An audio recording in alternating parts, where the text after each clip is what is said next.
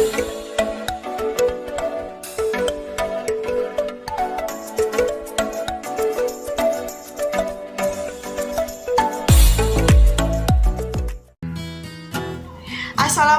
warahmatullahi wabarakatuh. Terima kasih atas waktu dan kesempatan yang telah diberikan kepada saya. Terima kasih juga kepada dosen pengampu selaku dosen mata kuliah Perencanaan Pangan dan Gizi, yaitu Ibu Asriani Arifin SKM MKes. Perkenalkan, nama saya Nur Fadila, NIM GZ 2005-013 Prodi Gizi dari Stikes Bakti Pertiwi, Luraya, Palopo. Nah, di sini saya akan melakukan presentasi dengan membawakan materi tentang Rencana Aksi Nasional Pangan dan Gizi atau biasa disingkat dengan RANPG tahun 2021 sampai 2024. Baik, untuk pembahasan yang pertama adalah pengertian dari RANPG. Jadi, RANPG merupakan pedoman operasional yang berisi penajaman kegiatan bidang pangan dan gizi untuk mempercepat pencapaian tujuan RPJMN, Rencana Pembangunan Angka Menengah Nasional, dan TPB, Tujuan Pembangunan Berkelanjutan atau SDGs, Sustainable Development Goals. Nah, RANPG menjadi instrumen penting dalam mengintegrasikan kegiatan bidang pangan dan gizi di tingkat pusat maupun di daerah, termasuk upaya konvergensi penurunan stunting. RANPG penting untuk dipedomani untuk tercapainya ketahanan pangan dan gizi yang dibagi menjadi 4 tujuan strategis, yaitu yang pertama, peningkatan ketersediaan pangan B2SA, terus yang kedua, peningkatan keterjangkauan pangan B2SA, terus yang ketiga, peningkatan pemanfaatan pangan yang B2SA, dan pelayanan gizi atau esensial. Nah, yang keempat, penguatan kelembagaan dan tata kelola. Nah, yang terakhir adalah pangan dan gizi.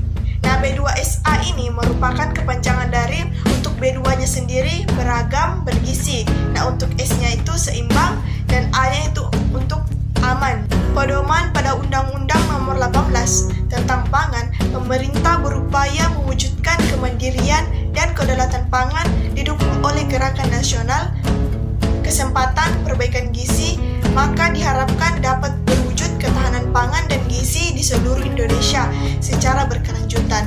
Nah, dasar hukum penyusunan RANPG Undang-Undang Nomor 18 Tahun 2012 tentang Pangan ada pada pasal, yaitu salah satu pasalnya pasal 63 ayat 3 yang berbunyi pemerintah dan pemerintah daerah menyusun rencana aksi pangan dan gizi setiap 5 tahun.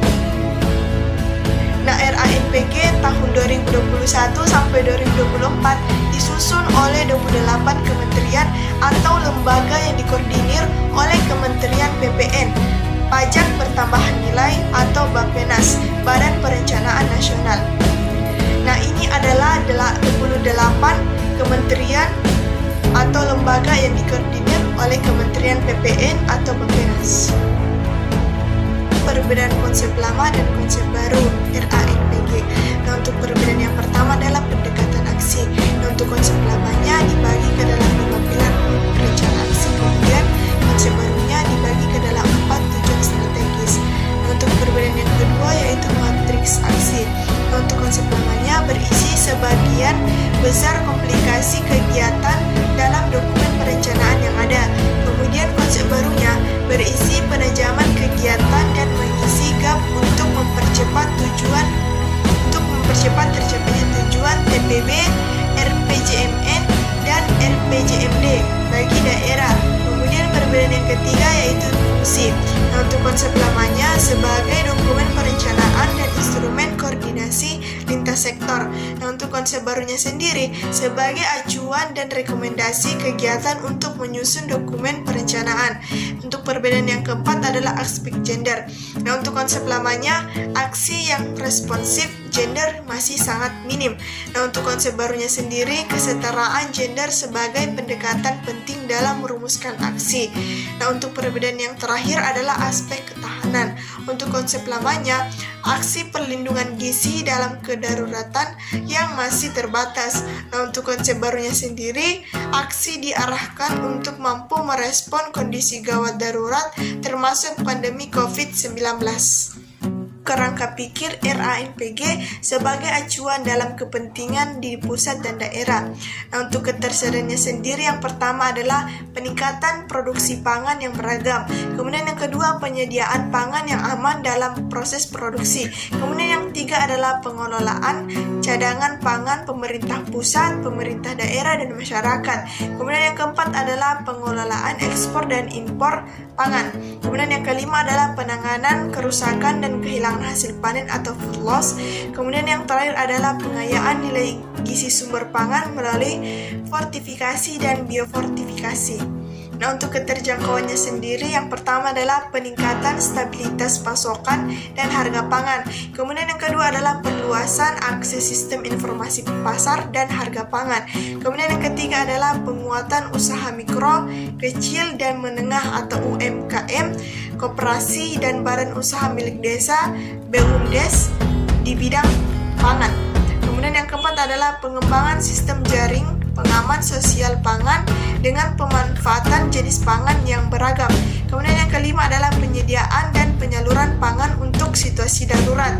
Kemudian yang keenam adalah penumbuhan kemandirian pangan untuk masyarakat di daerah rentan rawan pangan dan terdampak bencana. Kemudian yang ketujuh adalah pengembangan sistem logistik pangan.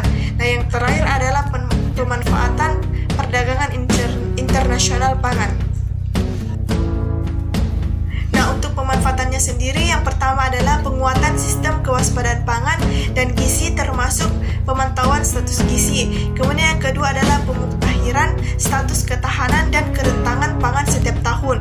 Yang ketiga adalah edukasi pola konsumsi pangan, perseorangan, dan masyarakat yang beragam, berisi seimbang dan aman atau B2SA sejak usia dini. Kemudian yang keempat adalah peningkatan frekuensi kegiatan sosialisasi dan edukasi keamanan dan mutu pangan. Yang kelima adalah peningkatan konsumsi protein hewani, vitamin, dan mineral bersumber sayur dan buah untuk mengatasi masalah gizi pada sasaran siklus hidup, terutama untuk ibu hamil dan anak balita dan kelompok rentan lawan pangan. Kemudian yang keenam adalah pemberian ASI eksklusif serta penyediaan dan pemanfaatan makanan pendamping ASI atau MPASI berbasis pada lokal. Kemudian yang ketujuh adalah peningkatan layanan kesehatan dan gizi masyarakat. Yang kedelapan adalah pengendalian pemborosan pangan atau food waste. Terus yang kesembilan adalah penambahan jenis dan komposisi zat gizi atau fortifikasi pada pangan tertentu sebagai penggayaan nilai gizi. Kemudian yang terakhir adalah peningkatan jaminan keamanan pangan dan mutu pangan. Nah, untuk penguatan kelembagannya sendiri, yang pertama adalah penguatan koordinasi dalam perencanaan, pelaksanaan, pemantauan, dan evaluasi rencana aksi pangan dan gizi di pusat dan daerah. Kemudian yang kedua adalah penguatan peran sektor dan pemerintah untuk ketahanan pangan dan gizi di pusat dan daerah. Kemudian yang ketiga adalah penguatan regulasi untuk ketahanan pangan dan gizi. Yang keempat adalah penguatan platform penelitian dan pengembangan di bidang pangan dan gizi. Dan yang terakhir adalah penguatan dimensi gender dan pemberdayaan perempuan untuk ketahanan pangan dan gizi. Itulah hasil materi yang bisa saya sampaikan kali ini tentang Rencana Aksi Nasional Pangan dan Gizi tahun 2021 sampai 2024. Kurang lebihnya mohon dimaafkan. Saya akhiri dengan ucapan Assalamualaikum warahmatullahi wabarakatuh dan terima kasih.